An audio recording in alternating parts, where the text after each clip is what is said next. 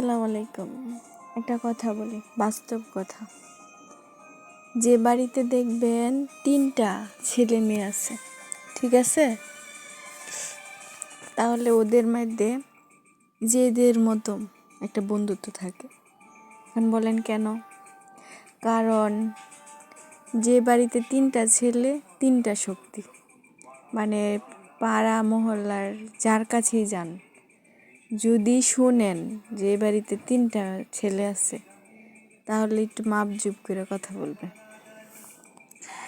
কারণ যদি শিক্ষিত হয় তাহলে তো আরও কথা বলতে পারবে না।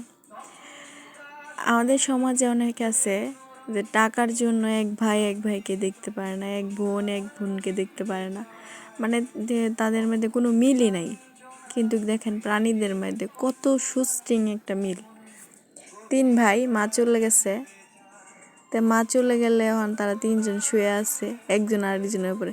তারা কিছুই মনে করতেছে না, তারা মনে করতেছে এটা নর্মাল। মানে এরকম সম্পর্ক যদি প্রতিটা ফ্যামিলিতে থাকতো, তাহলে কেউ কাউরে মানে কোনো সমস্যা দেখা দিত না। কিন্তু এই জেনারেশনে তো আপনার একজন আরেকজনকে পছন্দ করে না, ঘৃণা করে, খারাপ আচরণ করে, মিলেমিশে থাকে না। প্রতিটা ফ্যামিলিতে মিলেমিশে শান্তিতে থাকা উচিত। কারণ কিছু মানুষ আছে, আমার দেখা একটা আপুদের বাসায় গেছিলাম অনেক আগে। আপুরা হয়েছে 3 ভাই আর 1 বোন। মানে 3 ভাই, একজন অনেক বড়, মানে একজন বিসিএস দিচ্ছে, বিসিএস পরীক্ষায় পাশ করছে, একজন ক্যাডার, আরেকজন হয়েছে আইনজীবী, তারপর আরেকজন হয়েছে আপনার এদের মধ্যে এত মিল, মানে শিক্ষিত হয়েছে যে এদের মধ্যে কোনো সময় কথা কাটাকাটি না। আমার বান্ধবী যে ওর যে চাচাতো বোন, তাদের মধ্যেও এত মিল।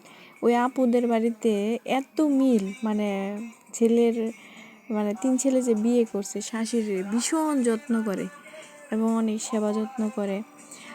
আর ছেলেরাও এত মানে কেয়ারিং, মানে মার প্রতি, বাবার প্রতি, এবং এই ফ্যামিলি সবাই মানে বাচ্চাদেরকে ধইরা, মানে সবাই এত মিল, মানে এদেরকে দেখলে মনে হবে না যে এরা মানে এক ফ্যামিলি থেকে আসছে। আর ওই বয়স্ক লোক আর বয়স্ক মহিলারে খাওয়াই দিচ্ছে, গোসল করাই দিচ্ছে, এত যত্ন। অথচ ওরা অত শিক্ষিত, বিসিএস ক্যাডারে একজন, কত মিল। আর এই জেনারেশনে তো এরকম মিল পাওয়াই যায় না। দেখেন পশুদেরকে দেখেও আপনারা একটু শিখবেন যে আসলেই মিলটা খুব দরকার। মিলে থাকাটা সবচাইতে গুরুত্বপূর্ণ বিষয়। ভালো থাকবেন, আল্লাহ হাফেজ। আর আমার মতামত কেমন লাগলো আমার কথাগুলো আপনারা জানাবেন কমেন্ট করে। ভালো থাকবেন, আল্লাহ হাফেজ।